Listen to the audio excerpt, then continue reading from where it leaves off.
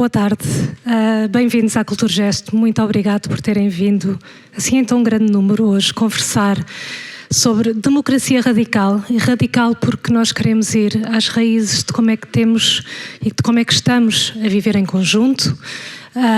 Queremos pensar como é que podemos olhar para a diversidade, para o pluralismo que constitui a sociedade onde vivemos, todas as sociedades hoje em dia, de uma forma em que vemos isso como uma riqueza para a sociedade e sairmos um pouco dessa retórica que às vezes está muito presente no espaço público, que é o outro como o inimigo.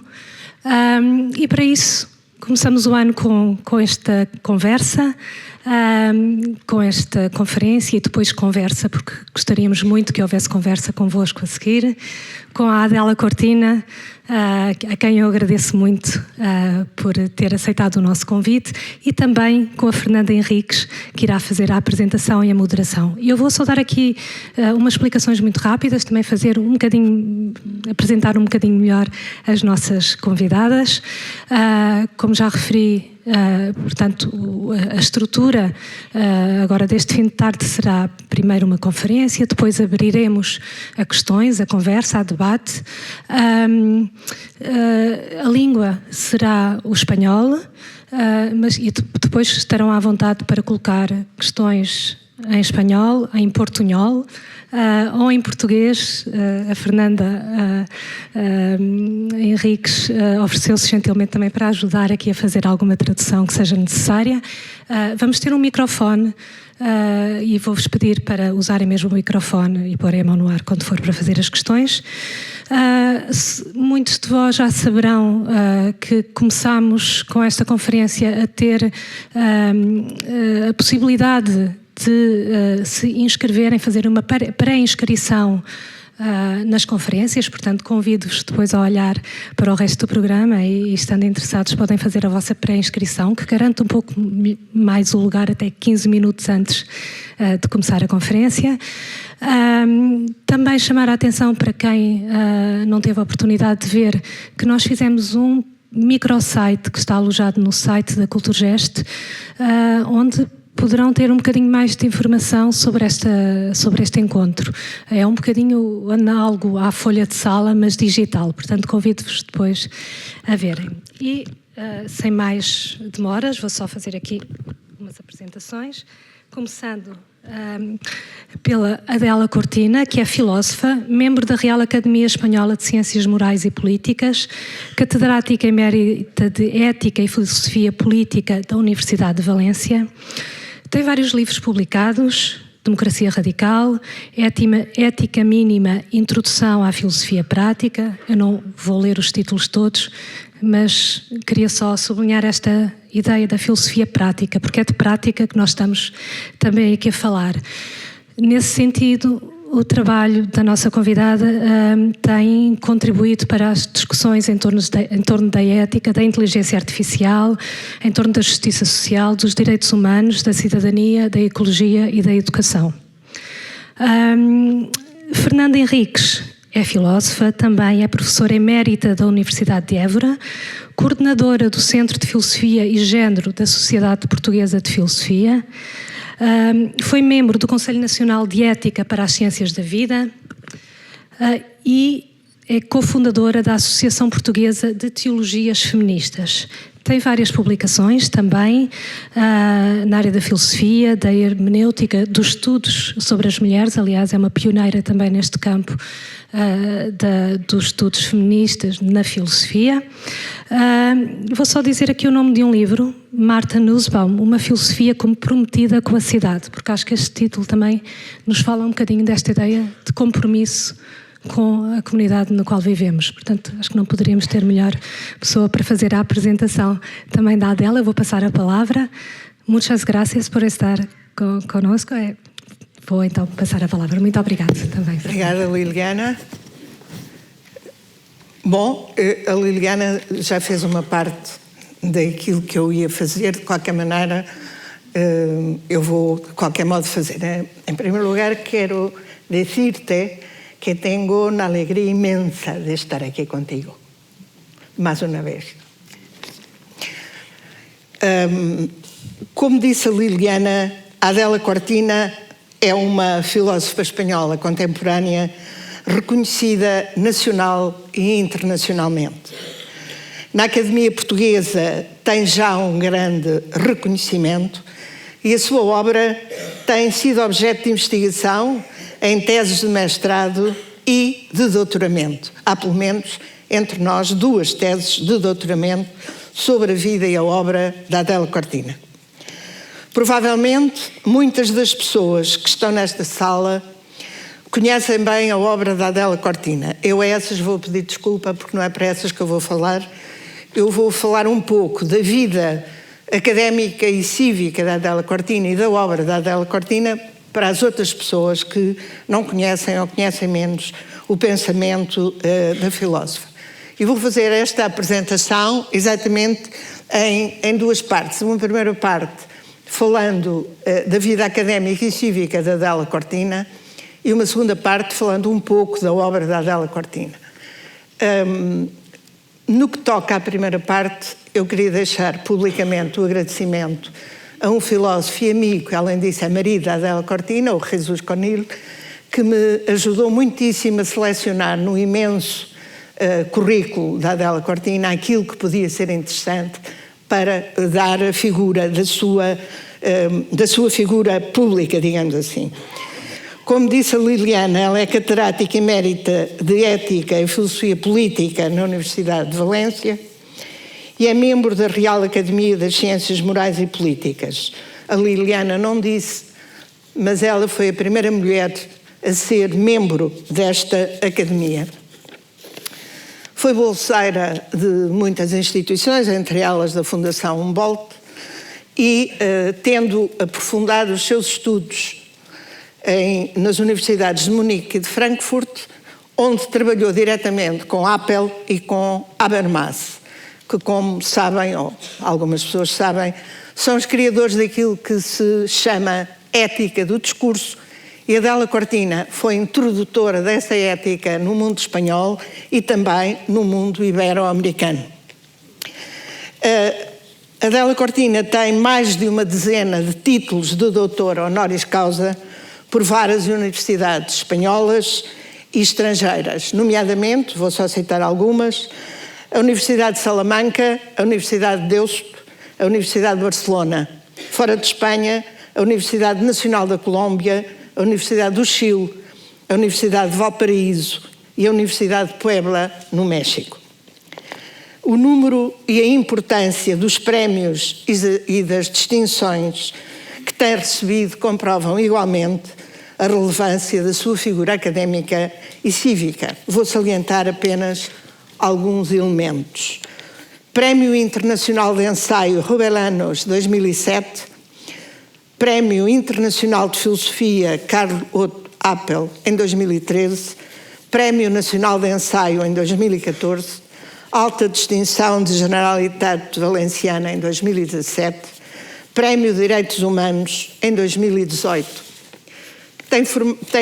Tem feito parte do júri de um importante prémio espanhol, que é o Prémio Príncipe e Princesa das Astúrias de Comunicação e Humanidades e Ciências Sociais. E, recentemente, foi-lhe outorgada a Gran Cruz de la Ordem del Mérito Civil, que lhe será imposta pelo rei Filipe VI no próximo dia 29. A sua obra, como eu já disse, tem sido objeto de várias teses de doutoramento, quer em Espanha, quer fora de Espanha, como em Portugal, mas também no México, por exemplo. Em 2018, os seus companheiros de profissão, os seus colegas, dedicaram-lhe um livro de homenagem. Chamou-se Ética e Filosofia Política, homenagem à Adela Cortina. E no passado dia 14, foi apresentado no Centro Cultural da Universidade de Valência uma obra relevante da autoria de Enrique Herreras sobre o pensamento político-social da Adela Cortina, que se chama Democracia Radical, reconstruindo a filosofia política de Adela Cortina. E por aqui passamos à segunda parte do que eu queria dizer sobre a Adela Cortina, porque esta obra remete não só para o título da conferência de hoje, como tem ressonância em toda a produção da filósofa, cujos trabalhos sempre se realizaram no horizonte da preocupação da vida pública e coletiva e da defesa da vida democrática. Diria que a dimensão estruturante das obras da Adélia Cortina é trazer a filosofia para dentro da polis, arrancando-a ao seu tradicional acantonamento académico. E às vezes é tão grande esse recuo que chega a ser percepcionado como alheamento. E isso chega a ser percepcionado como alheamento justamente, digamos assim. Adélia Cortina, seguindo sempre as exigências teóricas e de fundamentação da prática filosófica, foi, contudo, capaz de escaldear com o pulsar da dinâmica da vida social e de mostrar como a reflexão filosófica pode esclarecer essa dinâmica e, ao mesmo tempo, torná-la mais justa e mais igualitária. Num discurso de agradecimento de um prémio que lhe foi atribuído sob a categoria de pensamento, discurso que fez em 31 de maio de 24, Adélia Cortina começou assim. Eu vou ler em portunhol. Empiezo con unas palabras de un profesor mío que decía que la filosofía es la ciencia por la cual, con la cual y sin la cual uno se queda tal y cual. Yo, una vez oído esto, llegué a la conclusión de que eso no podía ser así de ninguna manera, sino que la filosofía tenía que mancharse las manos. La filosofía tenía que meterse en la vida, tenía que cambiar las cosas. Por eso, hoy voy a decir una cosa un poco distinta, pero en la línea de siempre.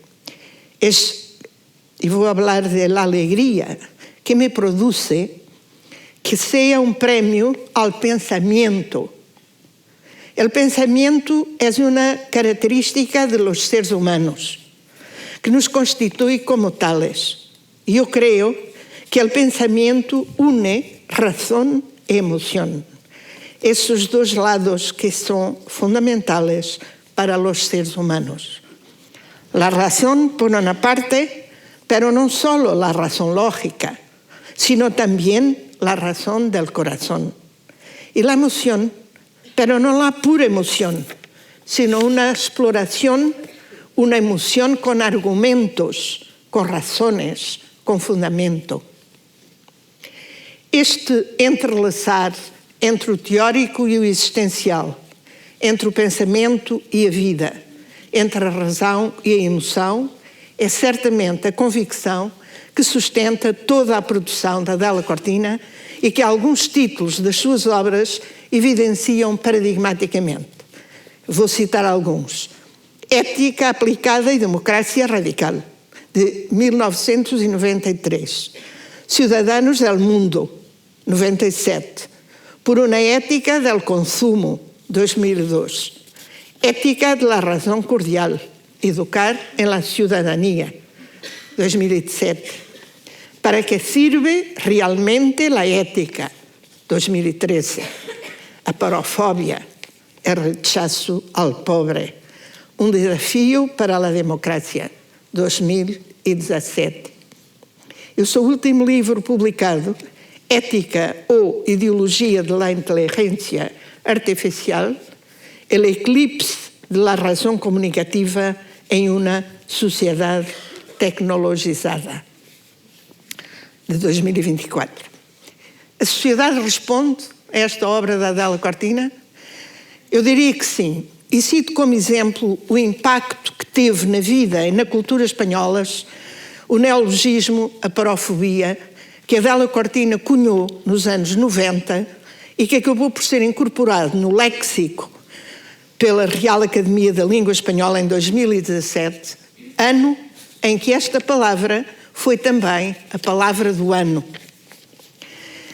É igualmente esta concepção do que o telos filosófico se deve articular com as raízes do viver humano que marca a intencionalidade ética primordial de todo o pensamento de Adela Cortina e, nomeadamente, influencia a sua perspectivação sobre a ética. Eu vou citá-la de novo. Creo que uma ética que se resista a poner a prueba su capacidad para dirigir a acción y que perdida en el mundo de las divagaciones estériles se desatienda de la realidad económica, política y social, ha probado suficientemente su caráter ideológico. É também esta sua concepção da filosofia e da ética que, no meu entender, sustenta a posição da filósofa quando defende a ideia de que nas sociedades democráticas e pluralistas se deve encarar a ética numa dupla perspectiva. Uma ética de mínimos, centrada na ideia de justiça e que deve ser o horizonte do funcionamento das sociedades democráticas, e uma ética de máximos, ligada à ideia de felicidade, que advém de uma escolha pessoal de acordo com as concepções de vida de cada qual. Esta distinção entre a ética de mínimos e a ética de máximos é absolutamente fundamental na hora da definição ou da exigência de políticas públicas, em que a ideia do estabelecimento de mínimos de justiça se torna, ao mesmo tempo, fundamento e argumento. E vou terminar salientando um outro traço estruturante da obra de Adela Cortina e a que chamo intencionalidade utópica. Adela Cortina aceita com Habermas que a modernidade não é um projeto fracassado, mas sim um projeto inacabado. A sua intervenção teórica no mundo das ideias e a sua intervenção prática na dinâmica real da vida social são pautadas pela defesa da ideia de que uma racionalidade pública cordial que possa entranhar-se tanto nas relações intersubjetivas como coletivas, de maneira a levar por diante a construção de uma vida mais justa e mais igualitária. É com base neste horizonte de utopia da obra de Adela Cortina que Maria do Céu Pires, grande especialista portuguesa da filosofia de Adela Cortina, lhe chama uma filosofia da esperança, posição que subscrevo totalmente. E agora te dou a palavra, que para isso han venido todas estas personas, para escucharte. Muchas gracias. Muchísimas gracias. Qué bien lo has hecho, qué maravilla.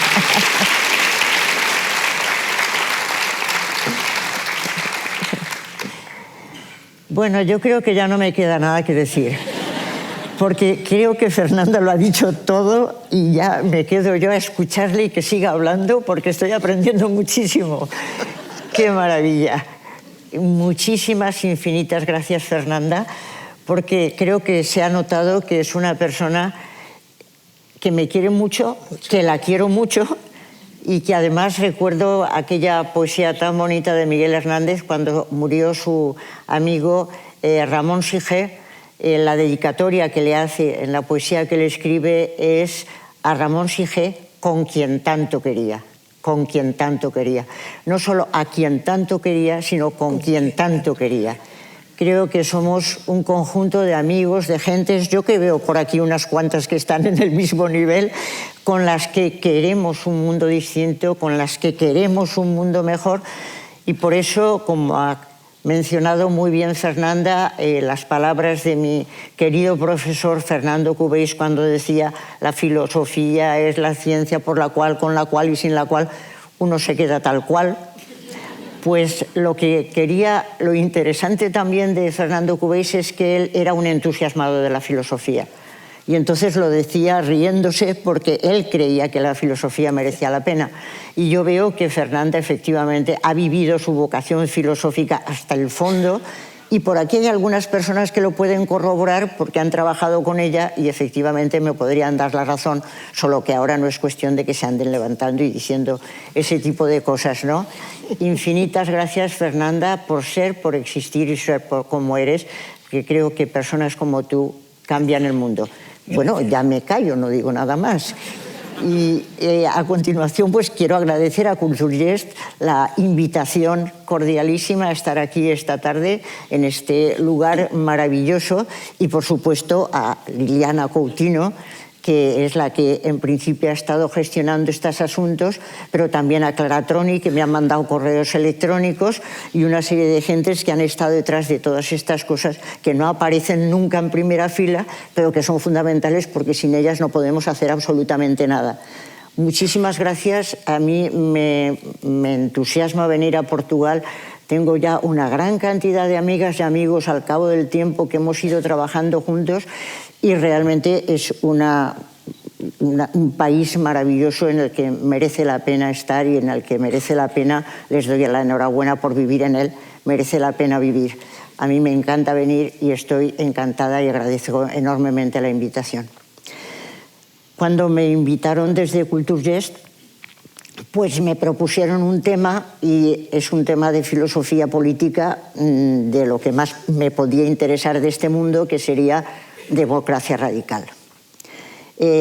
Efectivamente, yo pensaba, como decía Fernanda, que hay que mancharse las manos, que la filosofía se tiene que manchar las manos, que tiene que hablar de la realidad, y por eso cuando se habla de los grandes humanistas, yo digo muy orgullosa que he estudiado en la Universidad de Valencia, en la cual el mejor estudiante de la Universidad de Valencia fue un humanista, Juan Luis Vives. Juan Luis Vives, que conocerán los presentes, es el primero que en la historia de la humanidad escribió un tratado sobre la protección de los pobres.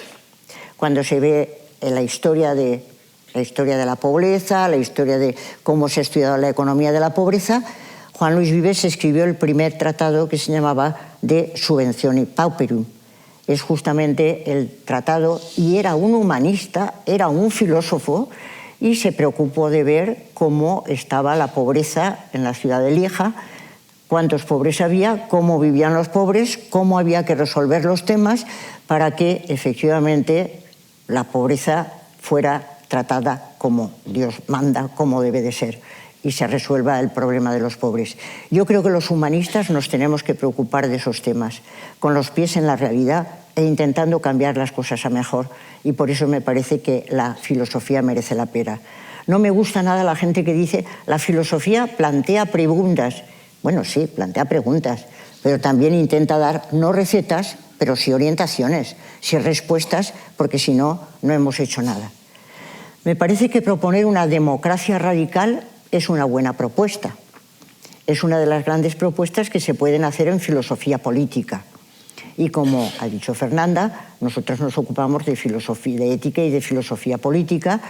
Y efectivamente la filosofía política es una parte de la filosofía que dejó de existir en un momento, en los años 70, y dejó de existir por una razón, porque hasta entonces siempre se había ocupado de cuál es la forma de gobierno más perfecta, y en los años 70 se llegó a la conclusión de que la forma de gobierno más perfecta es la democracia. Había un acuerdo generalizado sobre que la democracia es la menos mala de las formas de gobierno posibles, y la gente se decía, ¿para qué vamos a hacer filosofía política si ya lo tenemos claro?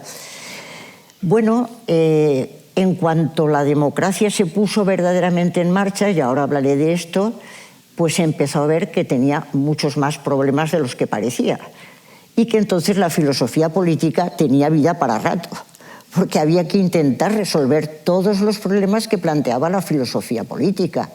Y ahora mismo creo que es una de las disciplinas más vivas de la filosofía, junto con la ética y con todas las dimensiones de la filosofía práctica.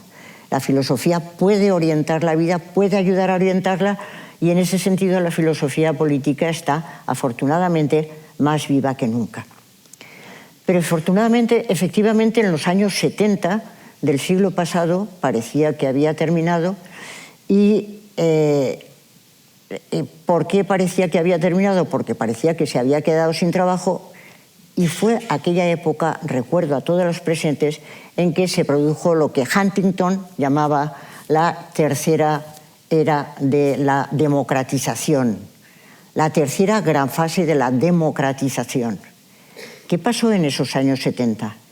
Que había países que antes no eran democráticos sobre todo Estados Unidos y Gran Bretaña, empiezan a democratizarse otros países de Europa, países de América Latina, y empieza a haber una ola de democratización. Los países se apuntan a la democracia. Bueno, en esa ola estábamos Portugal y España, sin ir más lejos. Portugal, si no mal no recuerdo, en el año 74, es la Revolución de los Claveles, y España, creo que no recuerdo mal, en el 78 tenemos la primera Constitución democrática, efectivamente en ese proceso de transición a la democracia en el que los españoles pasamos con muchísima ilusión a una vida que era una vida democrática. Empezamos a pensar que la democracia era algo nuestro también, que formábamos parte de Europa, de una Europa democrática, y eso fue un grito de ilusión. Podemos ser demócratas, podemos vivir democráticamente, la democracia nos interesa. Y en esa onda es en la que entramos esos países. Yo quisiera plantear hoy, y querría empezar comentando con este grito de alegría, nos vamos democratizando, y la reflexión posterior, porque 40 años después me pregunto si estamos tan entusiasmados. Y yo querría preguntarlo y preguntar qué nos pasa, qué nos ha pasado. Teníamos, Kant hablaba de que cuando se produjo la Revolución Francesa hubo una expresión de que la moral iba creciendo, iba progresando, porque había habido una ilusión enorme de las gentes ante el grito de igualdad, fraternidad, libertad. Había una enorme ilusión, quiere decir que la humanidad iba progresando. ¿Qué nos ha pasado? En aquel momento, en los años 70, hubo un grito de ilusión por parte de nosotros, de todos nosotros. Creíamos que se podía vivir de otra manera, se podía vivir en una sociedad democrática de la que llevábamos poquísima experiencia. ¿Qué es lo que nos ha pasado? Pues en principio voy a hablar de efectivamente ese proceso de democratización, y la primera respuesta que quiero dar es a la pregunta que da título a la charla. ¿Qué es una democracia radical? ¿Qué es una democracia radical? Naturalmente, cuando se nombra la palabra radical, suena muy mal, porque se dice de alguien que es radical cuando es alguien absolutamente intolerante, absolutamente cerrado, que no se abre para nada. Y por lo menos en España, cuando se habla de los radicales, se habla de las gentes que en el fútbol hacen una serie de barbaridades porque en realidad son unos hooligans. Y no sé por qué educadamente se les llama radicales. Yo les llamaría alguna otra cosa mucho más insultante, pero ellos dicen los radicales. Entonces la palabra radical está muy mal vista. Sin embargo, yo creo que radical es una buena palabra, porque radical quiere decir ir a la raíz. Hay que ir a la raíz de las cosas. La filosofía tiene que ir a la raíz de las cosas, y nosotros también tenemos que ir a la raíz de las cosas para saber de qué estamos hablando y qué queremos construir. ¿Cuál es la raíz de una democracia? No voy a contar la historia del desarrollo de la democracia desde la Atenas clásica, que los presentes la conocen, y si no, que se la estudien, pero aquí no nos da tiempo. Y efectivamente nos vamos a situar en los años 70, porque si no, no adelantamos nada.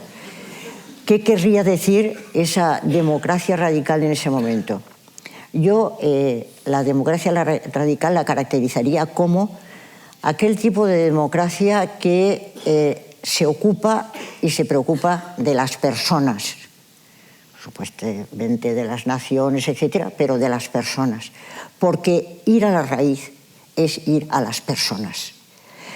Las personas son las que tienen la capacidad de ser autónomas, la capacidad de ser dueñas de su propia vida, las que tienen la capacidad de escribir el guión de su propia novela. La autonomía de las personas, el poder ser autónomas, el poder realizar la propia vida, el no tener que ser siervas ni mucho menos esclavas, es una característica fundamental de la persona que no se puede dejar ahogada. La democracia recoge esa idea de la persona autónoma que tiene que hacer su propia vida. y que tiene que empoderarla para que pueda hacer su propia vida. Pero lo interesante de la democracia, como es una doctrina política, al fin y al cabo es una forma de vida política, es que la persona tiene que serlo con otras personas, porque tiene que serla con los demás ciudadanos. Nunca la persona hace la vida sola, siempre la hacemos unos con otros. La patraña del individualismo se la han inventado unos cuantos, pero es pura ideología. No somos individuos aislados que hacemos nuestra vida separados los unos de los otros, sino que hacemos nuestra vida juntos, hacemos nuestra vida en diálogo, hacemos nuestra vida en relación. Por eso el ciudadano es alguien que hace su vida con otros. Y si queremos construir y queremos conquistar la autonomía, tenemos que conquistarla unos con otros, porque si no, no lo conseguiremos. Una democracia radical es la que intenta que los ciudadanos puedan construir juntos su autonomía, su libertad, porque la libertad es un valor muy precioso que no podemos perder de ninguna manera. Autonomía en solidaridad, autonomía en diálogo, es lo que sería la factura de una democracia radical, que quiere tratar de cambiar las cosas, que quiere tratar de vivir en realidad y desde lo más profundo. Son estos valores los que nos van a ir dirigiendo en este contexto de la democracia radical, y es a los que me voy a acoger en todos estos tiempos.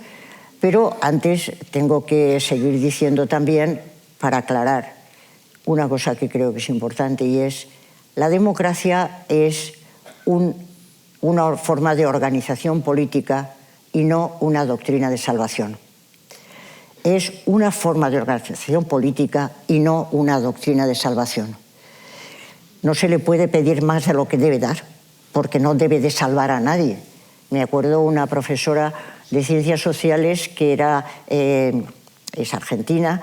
No estoy entrando en meterme con Argentina para nada. Era argentina, era una mujer muy inteligente, y estaban intentando elegir presidente y me decía: es que los argentinos no estamos buscando un presidente, estamos buscando un salvador. Mucho cuidado a la hora de intentar buscar un salvador, porque los presidentes no tienen que salvar a nadie. Tienen que cumplir su tarea y ya harán bastante. Y que la hagan y la hagan bien. Y ya harán bastante. No se trata de buscar a alguien que nos salve. Yo recuerdo a alguien que, haciendo propaganda en España, dijo: haremos felices a todos los españoles. Y yo pensé: ya sé a quién no voto. En absoluto. A mí no hay grupo político que me vaya a hacer feliz. La felicidad es mi apuesta, es mi opción, junto con las gentes con las que yo vivo, que hacemos la vida juntos y hablamos. Me gusta más esto, me gusta más lo otro. Eso lo hacemos nosotros, pero no nos lo hacen los políticos. Y entonces yo creo que eso hay que tenerlo claro, porque si no, hay gente que se decepciona con la democracia. ¿Pero qué le estaba pidiendo usted? ¿Le estaba buscando la salvación? ¿Le estaba pidiendo la salvación? No tenía que salvarles a ustedes. Hay muchas otras cosas en la vida, que son la amistad, que son el cariño, que son el afecto. La democracia es una forma de organización política que tiene una muy buena visión, por lo que vamos a ir diciendo, porque efectivamente trata de generar gentes que sean autónomas, que sean solidarias, que ya iremos hablando de todo ello. Pero primero es una forma de organización política, no lo olvidemos. Y una forma de organización política tiene que ocuparse de la justicia, no de la felicidad. Tiene que ocuparse de la justicia. Luego lo podemos discutir. Sé que hay diálogo, y si no están de acuerdo lo dicen y dialogamos, porque para eso sirve la filosofía, para dialogar, para deliberar. Se tiene que ocupar de la justicia, pero esa tarea la tiene que hacer muy bien. Ya en ese contexto, cuando hicimos el paso a la democracia en Portugal, hicimos la democracia en España, nos encontramos con un primer problema, y el primer problema era que habíamos pasado de una sociedad monista a una sociedad pluralista. Una sociedad monista es aquella en que hay una doctrina única desde el punto de vista moral y desde el punto de vista político. Quienes veníamos de dictadura, quienes veníamos de países totalitarios, pues teníamos una doctrina moral, que era la impuesta, y teníamos una doctrina política, que era también la impuesta, y de pronto descubrimos el pluralismo, que era el que ya existía, porque realmente en la vida social lo que hay es pluralismo, no hay totalitarismo. El totalitarismo se impone desde arriba. La gente es plural. La gente tiene distintas visiones de moral y distintas visiones de política. Vivíamos en sociedades plurales que en ese momento reconocieron su pluralismo. Pero entonces se planteó un problema que creo que no tenemos resuelto 40 años después. Y es el problema de una sociedad pluralista o una sociedad axiológicamente politeísta. Perdón por el palabra. Reconozco que es una palabra un poco extraña, pero merece la pena. Politeísmo axiológico es la expresión que acuñó Max Weber cuando dijo que en el terreno de los valores cada cual opta por el valor que le parece más razonable, pero es imposible discutir sobre los valores últimos y ponerse de acuerdo en esos valores. El optar por un valor u otro es como una opción de fe, decía Max Weber, pero no se puede discutir sobre los valores y decidir que unos son mejores que otros en el plan de valores últimos. Esto fue toda la historia del positivismo, que efectivamente estropeó bastantes cosas, pero era la convicción que existía.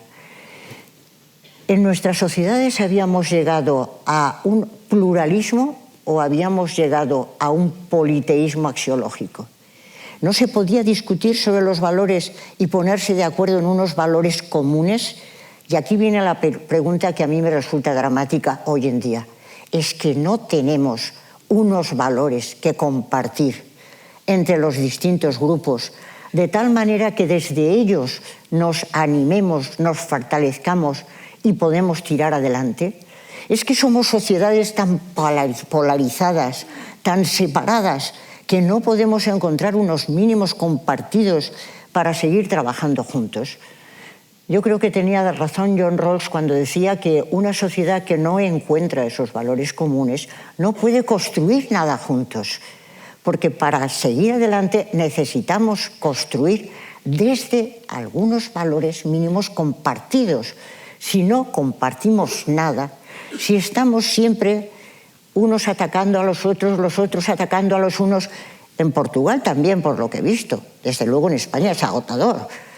Lo único que hay en los medios de en los medios de comunicación son insultos de unos contra otros, no argumentos. El argumento es una cosa muy olvidada. Son insultos de unos contra otros y a lo sumo argumentarios de esos horrorosos que transmiten los políticos, en el que les dicen a todos los suyos qué es lo que tienen que defender y cómo tienen que defenderlo. Pero si no hay diálogo, si no hay convivencia, si no hay nada parecido, porque no podemos compartir nada.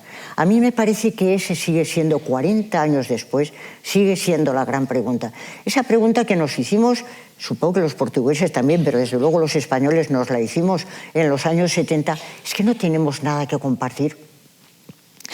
Jesús es mi marido, es una persona extraordinaria, como sabe Fernanda y cuantos le conocen, y Jesús y yo nos fuimos a Alemania, que era la meca de la filosofía en aquellos tiempos, en nuestros 600, en aquel cochecito, y nos fuimos en nuestros 600, porque teníamos que encontrar los fundamentos filosóficos de una ética que nos permitiera compartir valores a los españoles. Teníamos que compartir algo, no puede ser que estuviéramos tan enfrentados unos a otros, algo tenía que haber. Y efectivamente es cuando llegamos a la conclusión que comentaba Fernanda, de que tenía que haber unos cuantos valores, aunque sean unos mínimo de valores, que podríamos compartir todos los españoles. Y que a partir de ahí podíamos construir todo juntos. Ese mínimo de valores compartidos era los que planteaban las exigencias de justicia. Y ahora hago una distinción que a mí me parece que es necesaria y que en filosofía política es muy usual, entre justicia y felicidad, entre justicia y vida buena. Son dos valores fundamentales de la ética, la justicia y la felicidad, pero no son lo mismo. Y efectivamente esos valores mínimos que queríamos construir eran exigencias de justicia. Y esta distinción es muy importante, porque no es lo mismo lo justo que lo bueno. No es lo mismo la justicia que la felicidad. A la felicidad se invita. La felicidad se aconseja. La justicia se exige. La justicia se exige. Cuando estamos hablando de valores que son de mínimos de justicia, los exigimos y no solamente los proponemos. Decir que en este momento haya gran parte de la humanidad que se está muriendo de hambre es sencillamente una injusticia. Y es una injusticia palmaria. Y tendríamos que estar todos pensando en cómo acabamos con la pobreza cuando andamos diciendo no sé cuánto tiempo que pobreza cero, que es el primero de los objetivos del desarrollo sostenible, pero ¿cómo no intentamos realmente acabar con una injusticia tan palmaria? Y de eso podríamos decir todos los objetivos del desarrollo sostenible, que se está diciendo todo el tiempo lo que es justo e injusto, y sin embargo estamos en otras cosas que no son esas.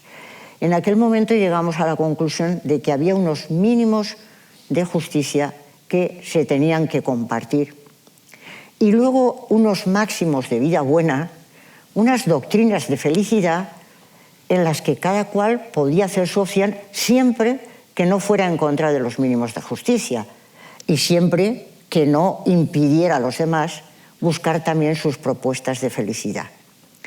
Esa fórmula de mínimos de justicia y máximos de vida buena, siendo la vida buena aquello a lo que se invita, que se aconseja, en los totalitarismos se imponen los máximos de felicidad, se imponen las doctrinas de vida buena. Y sin embargo, no se trabaja por los mínimos de justicia, que quedan absolutamente aparcados. Entonces, mucho cuidado con no distinguir estas cosas, porque efectivamente los mínimos de justicia teníamos que trabajar por ellos, las propuestas de felicidad y vida buena hay que lanzarlas, porque a mí me desanimó enormemente cuando con los alumnos en los últimos tiempos que les daba clase y hablaba de la felicidad y decían, nosotros hemos arrojado la toalla hace mucho tiempo, ya no nos preguntamos por la felicidad, ya no ambicionamos la felicidad. Este es un tema importante. Los máximos de felicidad, las propuestas de felicidad también dan fuego, también alientan esos mínimos de justicia que cada vez se hacen más exigentes. El pluralismo era eso, y vivíamos en sociedades pluralistas y lo creíamos. Y por eso en aquellos años 70 estábamos muy ilusionados. ¿Cuáles son los mínimos de justicia de una democracia radical? Esta sería la pregunta siguiente.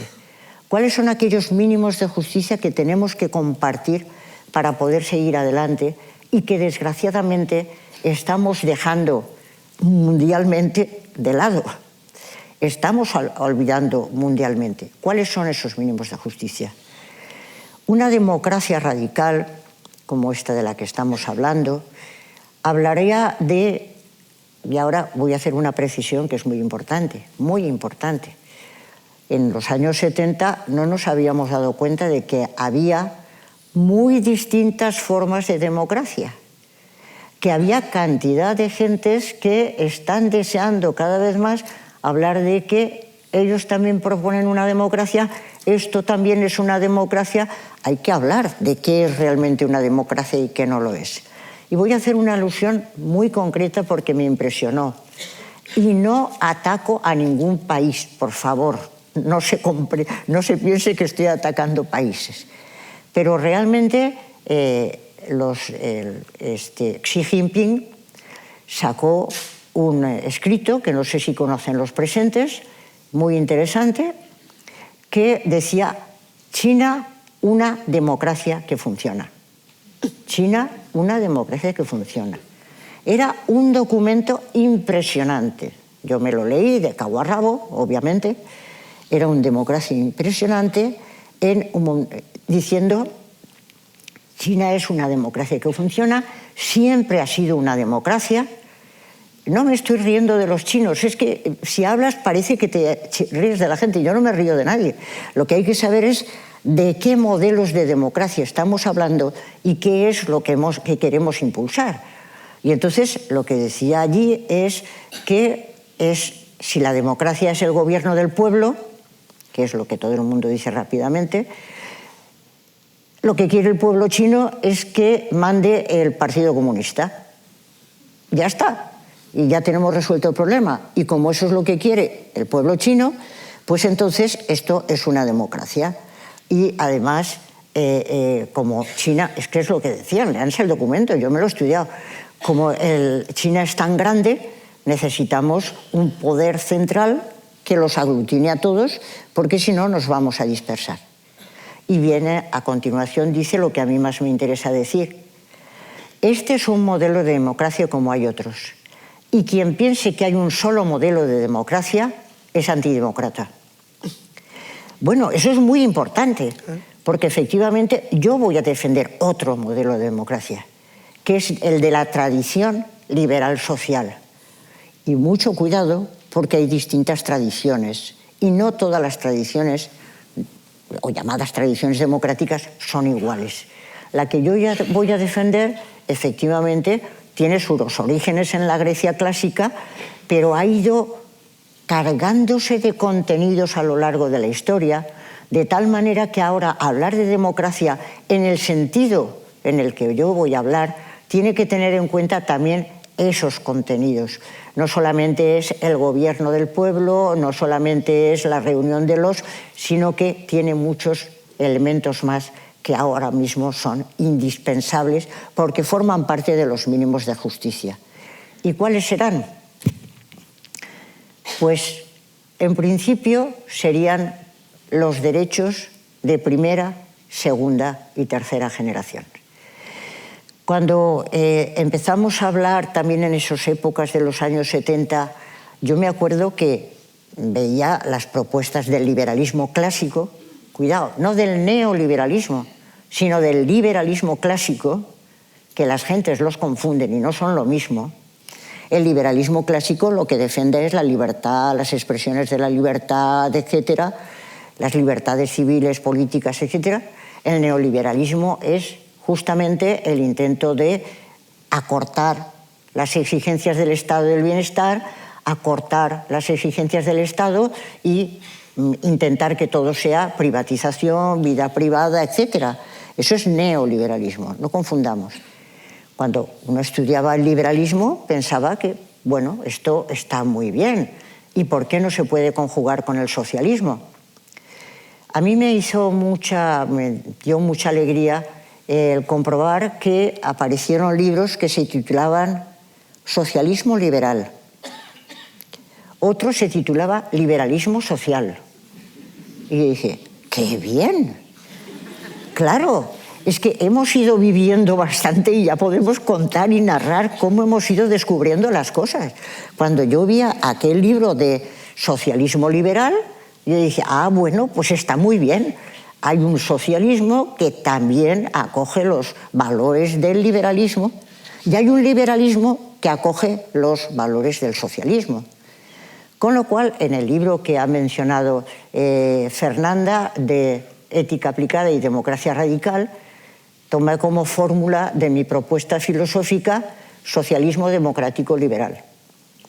Y así pude tener todos los lados. ¿Por qué? Porque me parece imposible renunciar a la democracia. El totalitarismo es insufrible. Me parece imposible renunciar a los valores que ha descubierto el liberalismo y ha puesto sobre la marcha, y ahora diré cuáles son, que todo el mundo lo sabe. Y me parece imposible renunciar a los valores del socialismo. Creo que hay que conjugarlos todos. Y creo que son unos mínimos de justicia. ¿Qué descubrió el liberalismo? Los derechos de primera generación. Los derechos civiles y políticos. Los derechos civiles y políticos. La libertad de expresión. Hoy en día es uno de los grandes problemas, la libertad de expresión, por favor. Piénsenlo un momento. La libertad de expresión está siendo cuestionada desde todos los lugares de la tierra.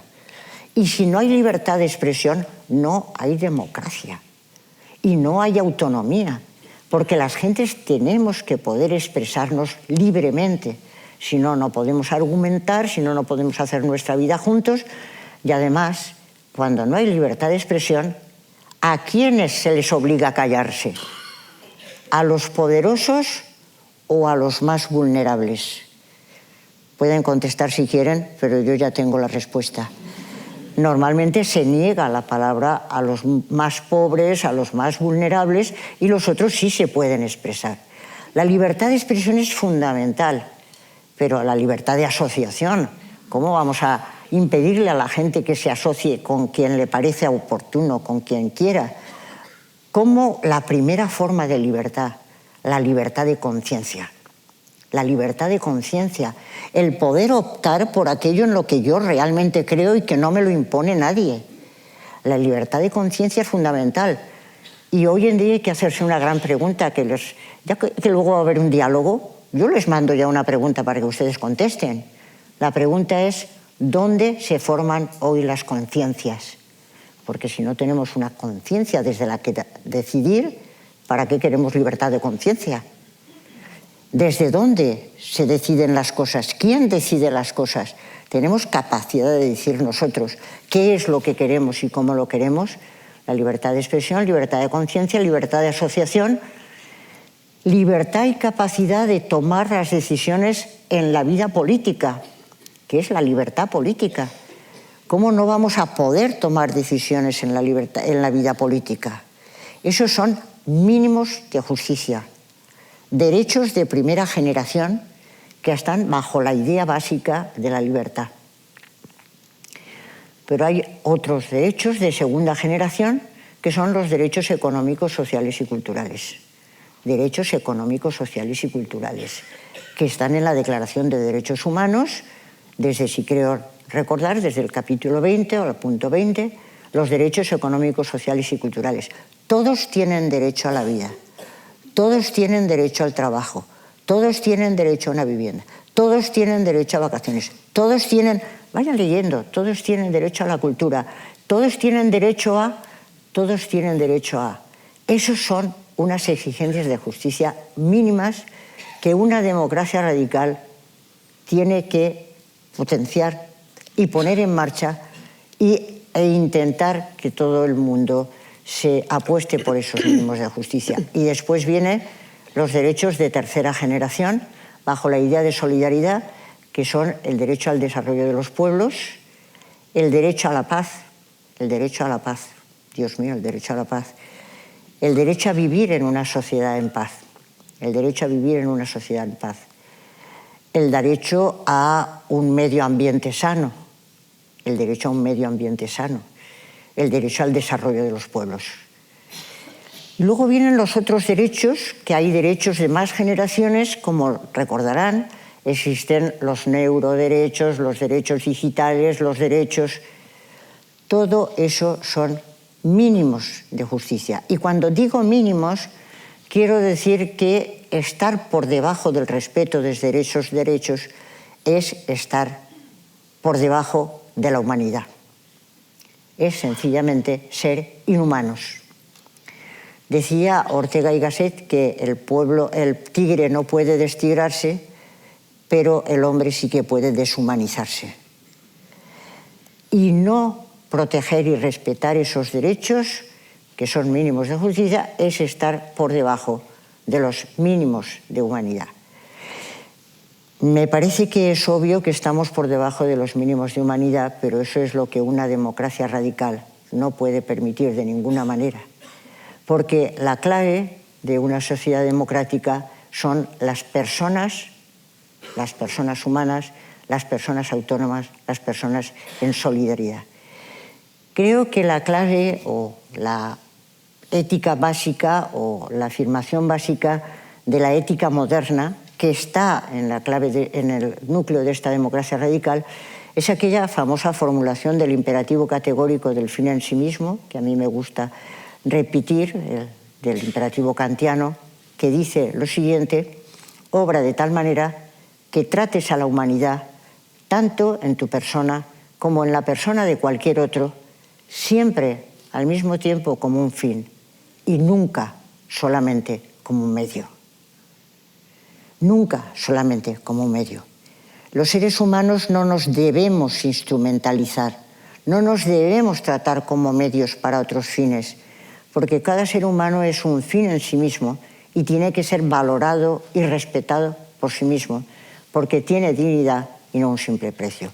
Y esta afirmación se hace en el momento en que está creciendo el capitalismo, en el momento en que se habla de mercancía y todo es mercancía y todo se convierte en mercancía y en intercambio y empieza para el intercambio. Y en ese momento es en el que aparece esa afirmación que creo que constituye la clave de una democracia radical. Todo ser humano es un fin en sí mismo que no puede ser tratado como un simple medio y hay que poner toda la vida a su servicio. Y también al cuidado de la naturaleza, que es vulnerable y no puede ser maltratada de cualquier manera, sino que tiene que constituir parte de esos mínimos de justicia. Efectivamente, yo creo que esto fue un aldabonazo, una alegría saber que podíamos vivir compartiendo esos mínimos. Yo creo que los compartíamos, por lo menos de palabra. Nunca hemos hecho las cosas de hecho, pero por lo menos de palabra los compartíamos. Y yo me pregunto, 40 años después, si efectivamente estamos compartiendo esos mínimos o en nuestras sociedades llamadas democráticas existe una dispersión tal, una polarización tal de unos y otros que la política se nos ha convertido en una lucha de unos contra otros, de todos contra todos, en una lucha de desbancar al contrario, destruir al contrario y no de intentar encontrar unos mínimos compartidos.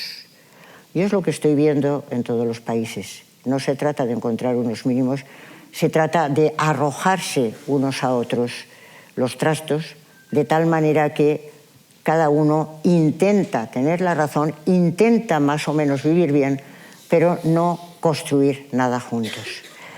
Me parece que hemos retrocedido enormemente y se pueden echar las culpas unos a los otros y se las están echando continuamente porque es una lucha de adversarios y no un intento de trabajar juntos. Pero entonces no estamos construyendo una democracia radical, no estamos construyendo lo que sería una verdadera democracia que tendría en cuenta estos valores que son los valores por los que habíamos apostado. Es momento de repensar si esos valores ya no nos valen, si ya no nos sirven, si vamos a preferir otros valores como pueden ser cada vez más la seguridad frente a la libertad, el bienestar frente a la justicia. Vayan pensando todos esos valores si se están prefiriendo unos a otros y nos estamos quedando sin la sustancia de la vida, que sería lo más importante, que es la justicia. Creo que hemos perdido el último lugar en el que podíamos aferrarnos y que yo he intentado ir defendiendo en todos estos tiempos, que sería el optar como valor básico de la vida compartida, optar por la compasión. Ya sé que la compasión es algo que suena muy mal. Compasión parece que quiere decir las gentes que estamos arriba miramos a los de abajo, pobrecillos, ¿qué van a hacer? Pero no, la compasión quiere decir la capacidad de ponerse en el lugar del otro, compartir su sufrimiento, compartir también su alegría y estar dispuesto a comprometerse con el otro cuando sufre para ayudarle a salir de su sufrimiento. Creo que estamos perdiendo mucho de sentido de la justicia. Creo que estamos perdiendo mucho de sentido de la compasión. Y una sociedad que pierde el sentido de la justicia y de la compasión no puede preocuparle qué es lo que pasa a los otros. Estamos continuamente hablando del planeta. No me pregunto por qué a la gente le preocupa tanto el planeta si no le preocupa para nada el hermano que tiene al lado. A mí me preocupan más las personas que los planetas, no lo puedo evitar. Y no sé por qué estamos hablando siempre de unas disquisiciones muy extrañas cuando el que está a tu lado es al que hay que mirar más claramente. Por eso es por lo que me pareció importante crear la palabra aporofobia, porque creo que estamos despreciando a los pobres, estamos despreciando a los más necesitados, porque estamos muy preocupados arrojándonos los trastos unos a otros y no construyendo nada juntos. Es necesario que la humanidad pensemos desde el fondo de nuestro corazón, si no tenemos que revalorizar esos valores por los que un día luchamos y que un día compartimos. Yo sigo compartiéndolos. Yo creo que sigue mereciendo la pena trabajar por ellos. Y por eso creo que es importante lo que se han llamado las éticas aplicadas, que consiste en tratar de aplicar estos valores éticos a todos los lugares de la vida social, a todos los lugares de la vida social, a la política, a la economía, a la inteligencia artificial, a todos estos temas que van apareciendo. Esos valores mínimos tenemos que ir incorporándolos si es que creemos en ellos y nos parece que son los valores humanos que merecen la pena.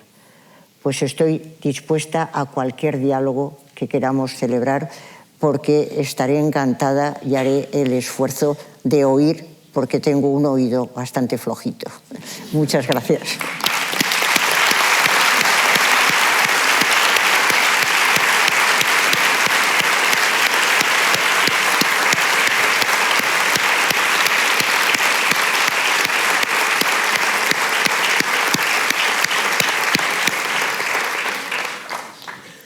Bueno, pues creo que hoy no has hecho la justificación de la filosofía de la esperanza.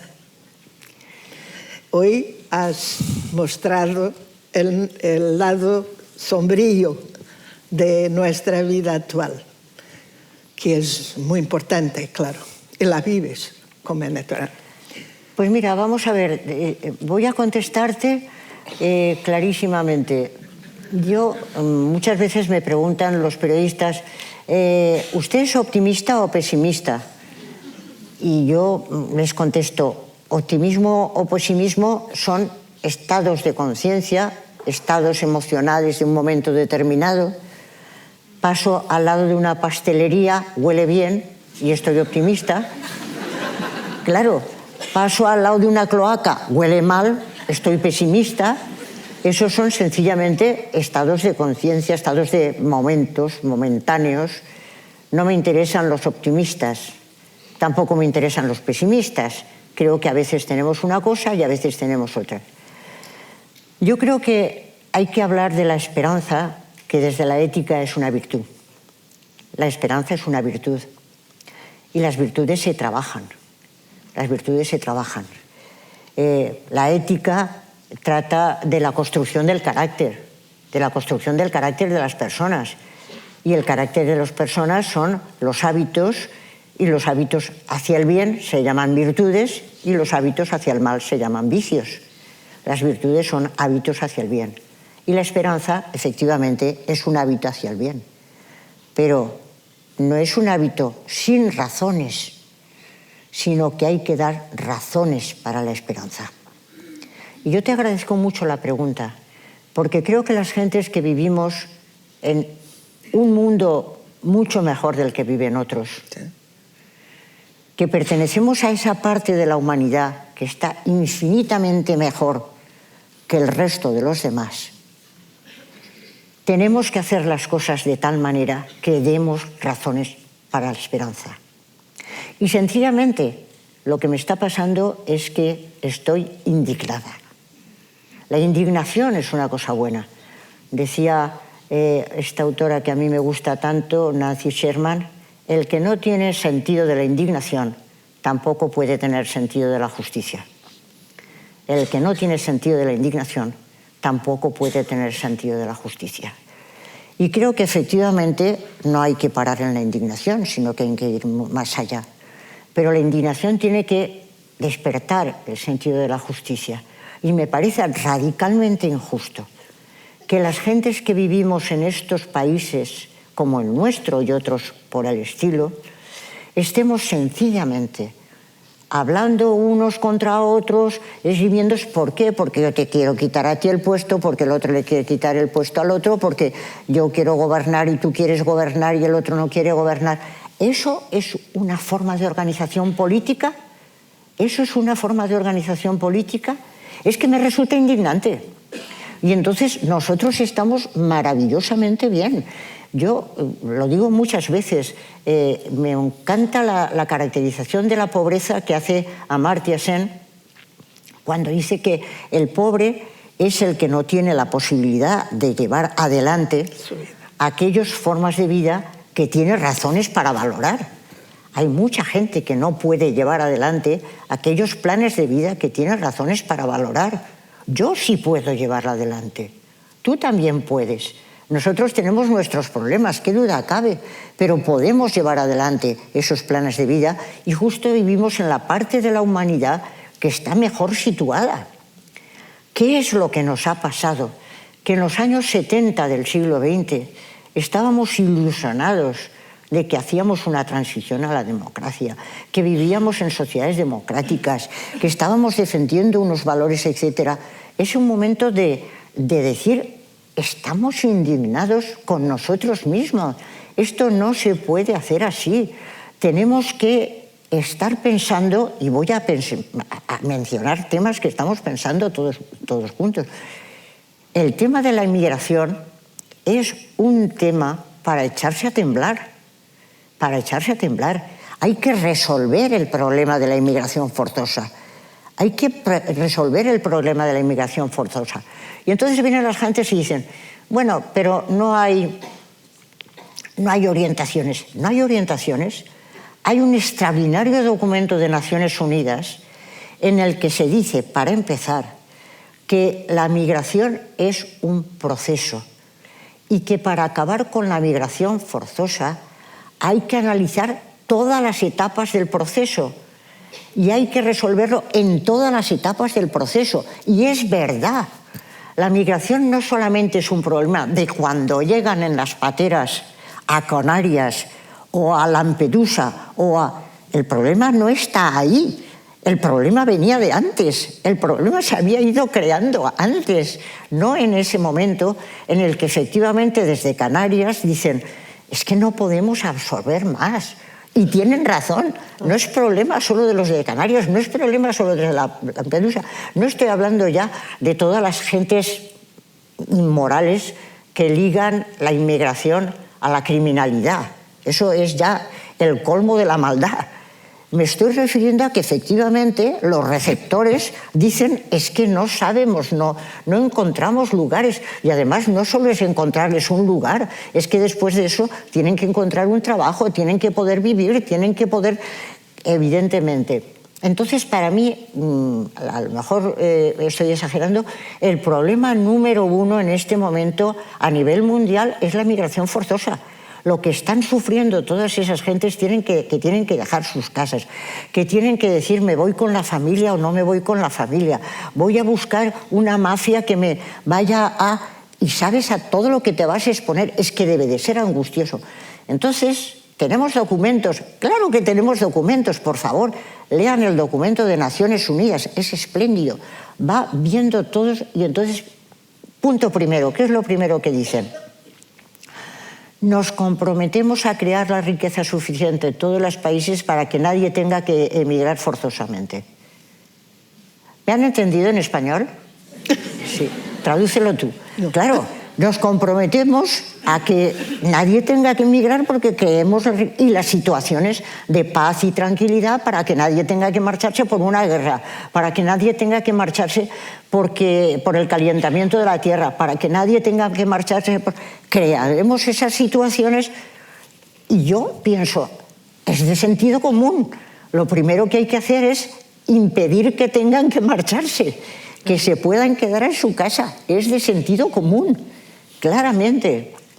Entonces, a partir de ahí van viniendo todas las condiciones. Evidentemente, a renglón seguido aparece otro punto que dice los estados son soberanos, obviamente.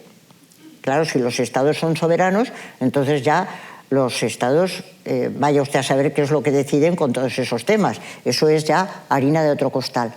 Pero efectivamente tenemos todo un plan con una gran cantidad de puntos que va viendo. El no tener que salir de la tierra porque se crean las condiciones, cuidado qué pasa con las mafias, ¿Qué pasa con las gentes que pasan el estrecho, las gentes que pasan el río Bravo, las gentes que pasan en los distintos lugares de la tierra? Y hay una serie de personas que están violando a las mujeres, violando a los niños. Está todo estudiado, por favor, lo tenemos todo, tenemos todas las pautas. ¿Por qué no lo ponemos por obra? No hay modo. ¿Por qué no hay modo? Bueno, pues en principio es elemental. La fuerza de Naciones Unidas es la que es. No tiene ninguna capacidad coactiva. Eso lo sabemos, eso lo sabemos. Y además está estudiado. Más allá de los estados nacionales no hay capacidad de coacción. En los estados nacionales hay la capacidad de coacción que hay, que ya es poca cosa. Pero más allá no hay capacidad de coacción. Naciones Unidas no puede hacer absolutamente nada. Hay gentes que pertenecen al Consejo de Naciones Unidas y sin embargo desencadena una guerra. Entonces, y además ilegítima. Es decir, que no hace caso nadie, ni a Naciones Unidas, ni hace caso a ninguna otra.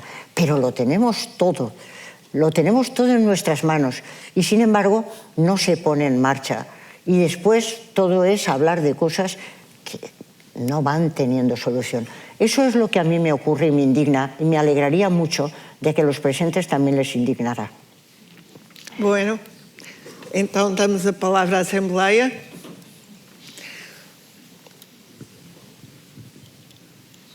Ao microfone. Sim, mas não somos nós que decidimos. Eu daqui não consigo ver, nem sequer a ordem. Buenas tardes. Sí, estoy aquí, en el medio. Ah. Aquí en el medio. Soy Sergio Cuña. Me ha gustado mucho la escoja de la palabra compasión y quiero manifestar compasión por el pueblo de Valencia, ¿sí? Que sufrió esta tragedia a la cual no es indiferente la agenda climática, porque más de 100 obras de contención de las aguas han sido eliminadas por orden de la ley del restauro del medio ambiente, que es un poco volver al salvaje, y que viene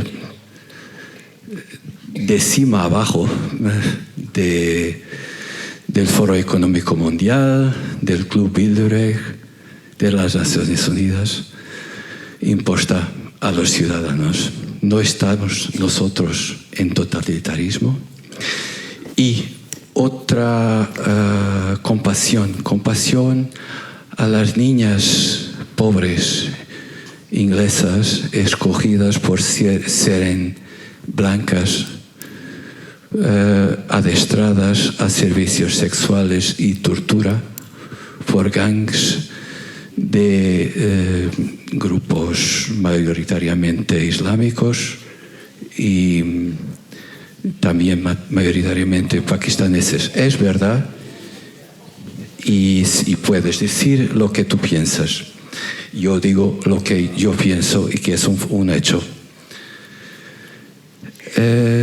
Y tengo compasión por ellas, que han pedido ayuda a la policía, a los jurnalistas, a los periodistas, a las televisiones, a los políticos, y todos les han volvido el dorso. No estaremos nosotros, obrigado, gracias, no estaremos nosotros en totalitarismo con esta agresividad. Gracias. Eu creo que podemos oír otra. No, pero me ha gustado mucho esto. Bueno, de acuerdo, no te quiero quitar la razón, no, pero es que yo creo que es muy importante porque efectivamente, vamos a ver, la verdad es que por una parte el desastre de la Dana de Valencia ha sido impresionante. Las gentes están sufriendo lo indecible y están sufriendo por una cosa también, tú has dicho, el cambio climático, y una cosa que en los países también ocurre, que es la total falta de previsión. Igual que he dicho que hay todo un orden diciendo cómo nos podemos organizar en el terreno de la inmigración, tenía que haber habido planes de previsión de qué es lo que se va a hacer en el momento en que se produce una catástrofe. La zona que se ha inundado es una zona inundable, en la que se habían construido una gran cantidad de casas porque se había dado permiso de construir en esa zona y no tenía ningún sentido que se hubieran construido allí. Entonces, efectivamente, es indignante que no se hayan tomado medidas antes, y es lo que teníamos que estar haciendo, tomar medidas antes, no quejarnos después, tomar medidas antes de no se construya, por favor, en un lugar que es inundable. Lo que tú has dicho, vayamos con mucho cuidado con las cañas, vayamos con mucho cuidado con, efectivamente, y luego tengamos un plan de emergencia en el que se sepa qué es lo que tiene que hacer cada uno en cada momento. Una humanidad preocupada por el no sufrimiento está mucho más atenta y es mucho más cauta. Y lo que dices de las niñas me parece terrible. Lo que está ocurriendo con esas niñas y con cantidad de gentes y de niñas y de niños que están siendo... ¿Y cómo no estamos pensando en todas esas cosas, me pregunto yo? Y estamos nada más pegándonos unos con otros. Es lo que no me acaba de caber en la cabeza. De acuerdo, me apunto a lo que tú has dicho y sigo diciendo que nos falta compasión. Otra. Hola, buenas tardes. Me ha encantado su pensamiento y que ha traído aquí. Y con este tema de inteligencia artificial, me gustaría saber su opinión entre la relación entre inteligencia, emoción y compasión. ¿Cuál es su reflexión sobre eso? Gracias. Qué interesante. Inteligencia, emoción y compasión. La emoción, como sabemos, en principio pertenece a la parte del cerebro que se instaló en primer lugar y por lo tanto está en un ámbito diferente de la inteligencia. Pero yo creo que un ser humano que no es compasivo tampoco es inteligente. Tampoco es inteligente. Porque la inteligencia humana tiene una enorme dosis de compasión. Cuando se caracteriza qué es la razón, yo hablaba de una razón cordial, es la expresión que he utilizado, pero vendría a ser más o menos lo mismo, una razón cordial. La razón humana no es solamente la razón lógica, lo ha dicho Esperanza, lo ha dicho Fernanda, la razón no es solamente una razón lógica, sino que es una razón de aquellas de las que hablaba Pascal, de que las razones del corazón son esas que la razón lógica no entiende. Y sin embargo, el corazón tiene sus razones. Y todos lo sabemos porque lo hemos vivido. Y justamente uno de los grandes avances que hemos hecho últimamente es el de ligar razón y emociones y no hacer solo una filosofía de la razón lógica, sino una filosofía de la razón cordial.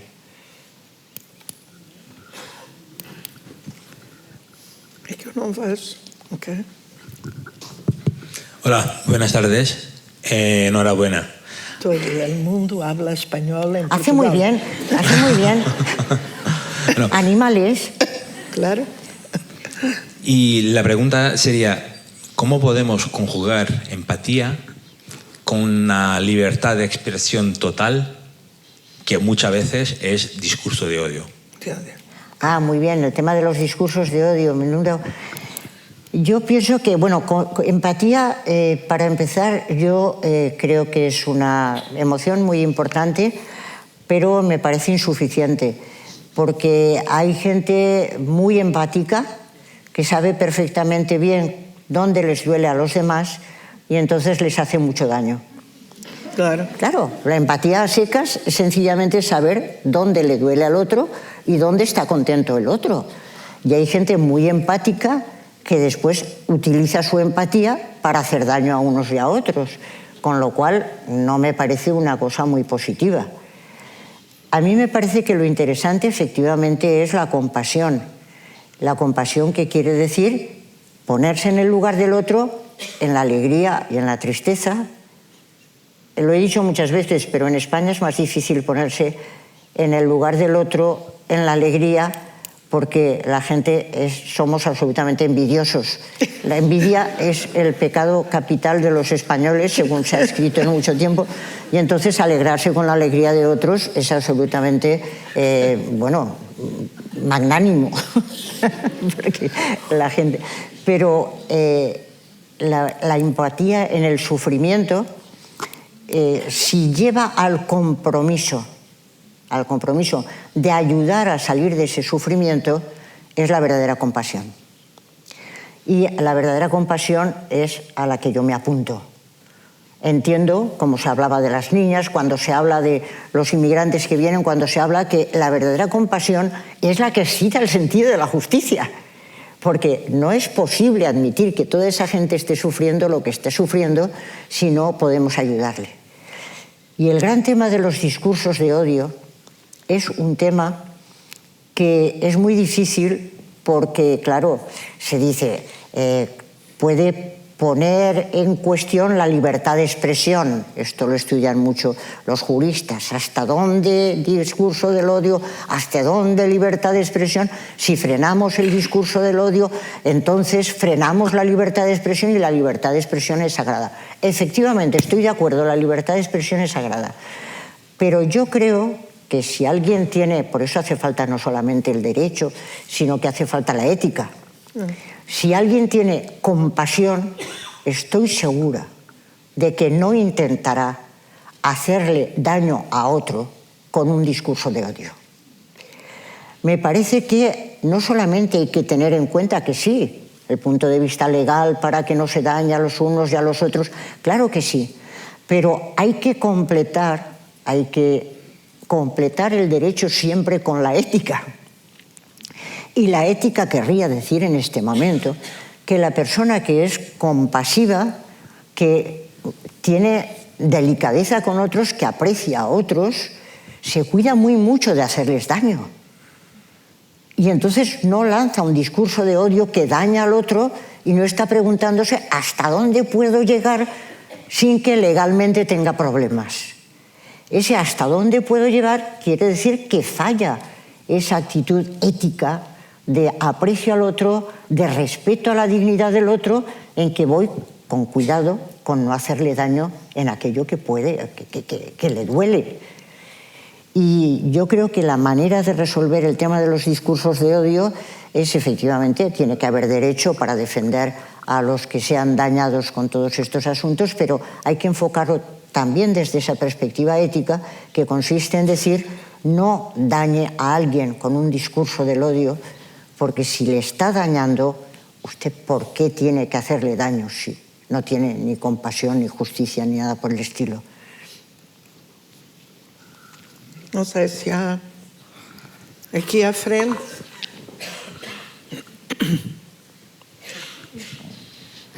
Bueno, un gusto escucharle. Y la verdad quería, antes de hacer la pregunta que quiero hacerle, quería solo demostrar mi compasión, no solo a las chicas inglesas, sí a ellas, pero a todas las chicas, niños, niñas, mujeres, hombres, que son explotados, independiente del color que tengan, de la religión que tengan y de dónde procedan. Es decir, yo creo que solo puede ser compasiva si soy compasiva con todos y no con un grupo solo. Entonces, eso es lo que decir.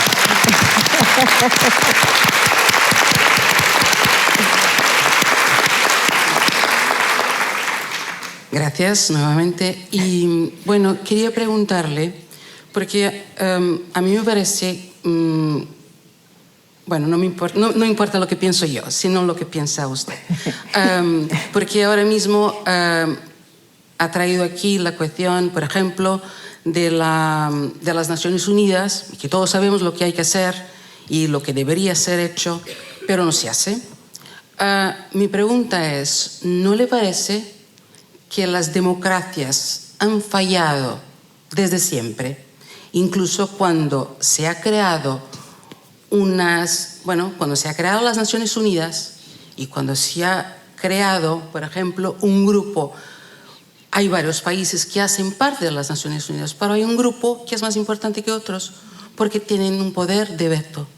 Es decir, estamos todos ahí, los países representados opinan, pero 5 países tienen derecho a decir que no, lo siento. 200 tantos países han dicho que teníamos que hacerlo de esta forma, pero luego puede ser incluso 1. Hay unos que simplemente están sobre, se ponen al lado, no dicen nada, pero si hay uno de estos países que dicen que no, pues no se hace la justicia que debería hacerse. Pues eso no es un fallo de las democracias, porque a mí me parece ser que sí. Me gustaría escucharla. Pues sí, contesto porque, como decíamos en el colegio, eso me lo sé. Es decir, que en principio muchas gracias por la pregunta, porque efectivamente yo creo que la compasión hay que mostrar o hay que vivirla con todos los que sufren, independientemente de la raza, del color, etcétera. Totalmente de acuerdo. Con respecto a lo otro, hay un asunto, cuando hablamos de democracia estamos pensando normalmente en las democracias de los países, en las democracias nacionales. Pero claro, hay niveles. Está la democracia de cada uno de los países, pero está la democracia también de la supranacional, que sería la Unión Europea, por ejemplo. El nivel democrático de la Unión Europea o la organización de la Unión Europea es distinta de la organización democrática de Portugal, de España, etcétera. Tienen unos niveles de organización muy distintos. Esto es un mundo muy complejo. Pero si vamos a Naciones Unidas, que sería el tercer nivel, todavía es más complicada la organización de una democracia, de unos estados que son absolutamente asimétricos, pero además asimétricos en principio por su naturaleza, porque ¿cómo se va a decir que es lo mismo Andorra que Estados Unidos? Es decir, que son asimétricos por naturaleza. Efectivamente, ahí hay un juego de poderes diferente. La manera de organizar es una manera democrática, pues dudosamente democrática, pero viene la gran pregunta, ¿se puede hacer algo más? No hemos tenido tiempo de tratar ese tema porque además nos daría todo el día, pero es que es un tema que hay que pensar. ¿Cómo se han construido las Naciones Unidas? Pues teniendo en cuenta los que ganaron la guerra. Y entonces eso, a la hora de intentar cambiarlo, es terrible. Con lo cual, muchas gentes dicen, hay que democratizar Naciones Unidas. Y las gentes que están trabajando en estas cosas me dicen, olvídate, eso es imposible. Eso es imposible. Con lo cual, hay grados de democracia. No todas las formas de organización política de nuestra actual situación son democráticas, ni mucho menos. Y además en todos fallan un montón de cosas. Pero en los países más o menos se irá consiguiendo, y no tienen todos el mismo poder de todas maneras a la hora de la verdad. No tienen todos el mismo poder, ni muchísimo menos. Pero ya cuando subimos a la Unión Europea, que ya es una comunidad política supranacional, que es otro nivel distinto, ya tampoco tienen todos el mismo poder, ni muchísimo menos. Pero ya cuando subimos al nivel mundial de las Naciones Unidas, efectivamente la organización es verdaderamente precaria. Vamos yendo más o menos y hay una gran cantidad de injusticias, de caos, etc. Yo creo que eso dicen los que de esto entienden que no se puede cambiar de ninguna manera porque no hay modo. Pero yo creo que hay una cosa que tienen Naciones Unidas que tiene de bueno, y es que creo que es bueno que exista algún tipo de institución que va por encima y que de alguna manera, con todas sus debilidades, muestra que hay una especie de humanidad que puede ir trabajando en un sentido o en otro, con todas sus debilidades, con todas sus pocas cosas. Pero cuando los Objetivos del Desarrollo Sostenible de Naciones Unidas se lanzan a la palestra, a mí me alegra que exista eso, como me alegró la Declaración de Derechos Humanos. Es una declaración de derechos en que suman una enorme cantidad de países. Los Objetivos del Desarrollo no solamente unen países, sino que también empresas, estados, etc. Creo que todo lo que sea un síntoma de que hay una cierta unidad de la humanidad, siendo conscientes de lo precario y lo insuficiente que es, creo que efectivamente es un cierto signo de esperanza que hay que mantener, y lo que hay que hacer es potenciarla e intentar que vaya a más. A mí una cosa que me ha alegrado muchísimo es que se estén haciendo un conjunto de constituciones que son constituciones ya no de los países, sino que son constituciones cosmopolitas. A mí eso me está pareciendo genial desde el punto de vista del derecho, porque son constituciones cosmopolitas que tienen capacidad cosmopolita, lo cual cada vez nos va demostrando que efectivamente somos de alguna manera una humanidad y podemos tener cosas comunes con todos nuestros inconvenientes. Y eso me parece que por mucho que critiquemos, porque hay que criticar, pues efectivamente es un pequeño motivo, no sé si de esperanza, porque a la pobre Fernanda la estoy dejando hundida en la miseria. Claro, porque no hay manera, pero es que creo que para la esperanza efectivamente tenemos que construir razones. Hay que dar razones para la esperanza. A mí la verdad es que la gente que dice yo espero en la humanidad me pone nerviosa. ¿Y usted por qué espera en la humanidad? ¿Tiene razones para eso? Hay que construir razones hay que dar razones para la esperanza. Hay que construirlas. ¿Quiénes tienen que construirlas? Al final las están construyendo los más desasistidos del mundo. Los que están construyendo la esperanza son los más desasistidos del mundo. Y en cambio los que estamos bien situados, los que estamos ya bien, pues ¿para qué nos vamos a preocupar de todo eso? Yo creo que tenemos un deber moral, un deber de humanidad, de intentar dar razones para la esperanza, demostrando que sí que es posible, que podemos esperar. Creo que es la conclusión de lo que tendríamos que sacar. Sí. Fernanda, y creo que tenemos la obligación de dar razones para la esperanza. Yo creo que con esto terminamos. ¿Ah, sí? ¿Qué hora es? Porque no, tú has dicho que era para terminar.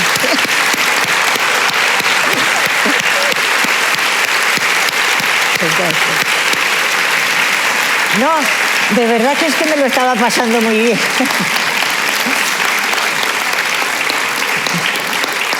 Oye, muchísimas gracias y como decimos en nuestras tierras, hasta siempre. Hasta siempre. Hasta siempre. A construir, a dar razones para la esperanza.